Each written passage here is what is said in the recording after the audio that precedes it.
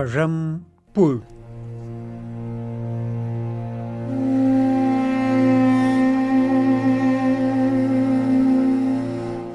د دنګې ودانۍ لاندې امبولانسونه د اور وژونکو او پولیسو موټر ولاړ وو. د سړک پورې غاړې ځینې خلک راټول شوي وو. پاس یې د شپږم پوړ له کړکۍ د باندې په واړه تراس کې سړی لید چې پښې یې لاندې غځولي، سر یې په دیوال تکیه کړی، لاسونه یې کلک نیولي او له ځان سره خبرې کوي. دی له کړکۍ 1 متر لرې دی. له کړکۍ د پولیس افسرې انجلا نیم ځان رایستلی او له سړي سره خبرې کوي. دی ورته وایي ما خپله ټوله خواري وکړه، له دې سره ګډ ژوند نور نه کیږي. دلته راشه، خبرې به په آرام زړه وکړو. اصلا د خبرو څه پاته نه دي، هر څه مې ومنل، خو دې ته نه و بس. بیا یې نوی فرمان ورکاوه. که یوه پیاله کافي وڅښو شاید خبرې په تفصیل وکړای شو. راته ویل یې ته کور نه جارو کوې، جارو مې کړ. راته ویل لوښي نه مینځې، ومې مینځل. بهترین کار دې کړی دی، دا کارونه دې د ستایلو دي. سړي پولیسي ته وکتل. هغه مسکه وه، مهربانه ښکارېده. یو لاس یې ده ته اوږد کړی و چې ونیسي.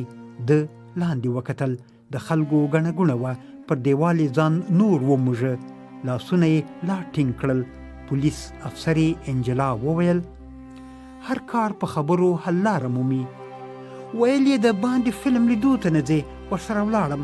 هغه فلمونه مې هم ولیدل چې اصلا د لیدو نه دي. ویل یې رستورانت کې خواړه نه کوو، رستورانت ته ولاړو. اوس هم تلی شو، وږی به یې، ښه ډوډۍ به وخورې. ویل یې له ماشومانو سره درس نه وایې. د هغوی کتابونه مې اول خپله ولوستل چې سر مې پرې خلاص شي، بیا مې هغوی ته هره شپه درس ورکړ. په ماشومانو له زړه ګران یې، د هغوی په دې دنیا کې بې د تا هېڅوک نشته. سړي ملا وښوروله. یو لاس یې پورته کړ خو ورېږدېد. بېرته یې خښته ونیوله.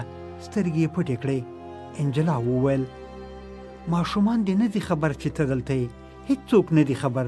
یو پړی درکوم، تر ملا یې تاو کړه، آرام به شې. تا واده کړی دی؟ هو، زه هم ستا غوندې ماشومان لرم. ستا مېړه په کور کې کار کوي؟ انجلا لا ځواب نه و ورکړی. ده بله پوښتنه وکړه لوښي مینځي؟ د لوښو مینځلو ماشین لرو. کور جارو کوي؟ یو ښځه د اونۍ 1 ځل راځي، هغه یې جارو کوي. ډېرې پیسې غواړي؟ نه، ګزاره کوي.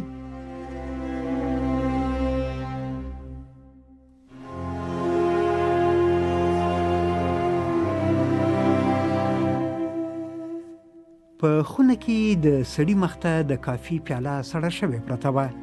پولیسو خپل نوټونه اخیستي وو. انجلا له کړکۍ سره ولاړه وه. د باندې یې کتل. سړي ورته وویل د هغې ښځې شمېره راکولی شې؟ شمېره یې زما له مېړه سره ده. ترې اخیستی شې؟ زه ورسره خبرې نه کوم. کړکۍ تړلې وه خو د خونې ور ورته پرانیستی و.